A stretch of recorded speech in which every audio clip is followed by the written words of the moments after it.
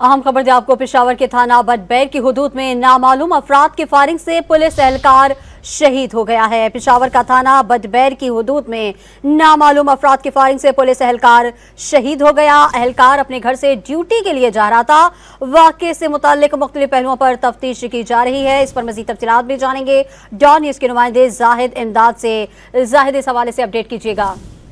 जी बिल्कुल, थाना बटबैर की हुदूद में नामालूम अफराद की फायरिंग से जो पुलिस एहलकार है वो शहीद हुआ है। इसी हवाले से जो पुलिस ने तफसीलात जारी की तो उसके मुताबिक जो एहलकार है वो अपने घर से ड्यूटी के लिए जा रहे थे।